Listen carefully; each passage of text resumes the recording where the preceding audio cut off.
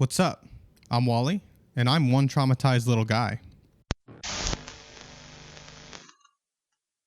Today we're talking about the new A24 movie, Bring Her Back. Bring Her Back is a horror film directed by the YouTube duo Danny and Michael Philippou. You might remember their previous film, Talk to Me, which is another horror movie distributed by A24. The Philippou brothers bring yet another great horror flick to theaters. If you enjoyed their previous film, this is an absolute must-watch. This movie was sad, traumatizing, sometimes funny, on top of being a pretty scary movie. If you're squeamish at all, you need to mentally prepare yourself before watching this. I think the strongest part of this film is absolutely the acting. Sally Hawkins, who you might know from movies like Paddington, knocked it out of the park in this film. She was scary, crazy, just all around excellent performance. The two younger leads, played by Sora Wong and Billy Barrett, were amazing as well. Their performances were very sad and they were also hilarious at times. But the real star of the show was the youngest lead character, Jonah Wren Phillips. I don't want to give too much away, but I believe that the character he played was one of the scariest child characters I've ever seen in a film. This dude nailed this performance, and I think that he carried the whole thing. The story itself was interesting, and I do think that there was a lot of good things about it, but when you take a step back and look at the entire picture,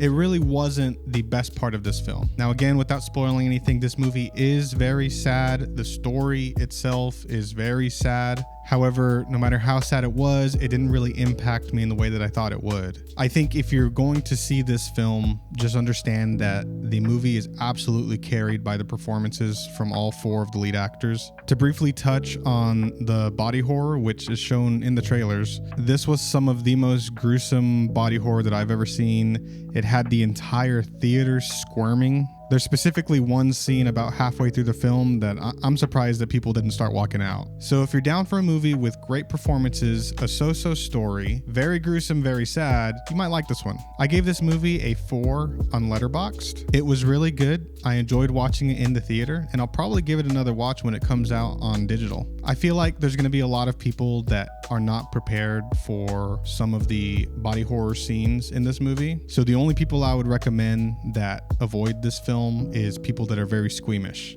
Overall, I think the Philippou brothers did another great job with this movie, and I can't wait to see what they do next. As always, I appreciate you guys watching, and make sure you argue with me in the comments.